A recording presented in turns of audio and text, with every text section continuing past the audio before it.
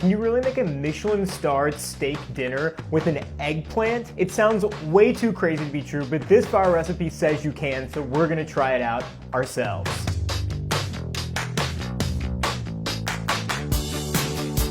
So this recipe actually came from celebrity chef Gordon Ramsay, who shared it on his TikTok page and it absolutely blew up. Honestly, I'm a little bit scared to try this out. Gordon Ramsay is like the meanest chef in the universe, and if I mess this up and he finds out about it, he's going to totally roast me on his TikTok page. He's probably gonna make fun of my mustache. He's probably gonna make me cry. It's gonna be really sad. That said, this recipe is just too good looking to ignore. So we're gonna try this recipe out and see how well it works. So for the sake of my kitchen and my tiny brain, we're gonna simplify Gordon's version of this recipe a little bit. To start, we're gonna preheat our oven to 400 degrees, and then we're gonna char our eggplants over the top of the flame on our stove. Once those get a little bit wrinkled on each side, we're gonna wrap them in plastic wrap and let them cool down a little bit. In the meantime, we can make our spices by combining ground mustard seeds, cumin, grinded peppercorns, and dill, and that's gonna be our steak rub. Then, when the eggplants are cooled down, we're gonna peel them and rub in our steak rub all over the place. Then we're gonna pop these bad boys in the oven for 30 minutes, and after another 30 minutes, we're gonna rotate them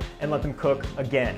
In the meantime, we can work on our basting sauce. To do that, we're gonna combine 2 cups of red wine, a cup of beet juice, some vegan bouillon, and some fresh rosemary over the stove, letting it heat up a ton until it starts to reduce. Then we're gonna add a few tablespoons of vegan butter, and after that, we're gonna add some soy sauce and a little bit of vegan Worcestershire sauce. Once all that combines together, we're gonna drench our eggplants in it, turn the oven down at 300 degrees, and let these bad boys cook for another 20 minutes or so with our basting sauce on top.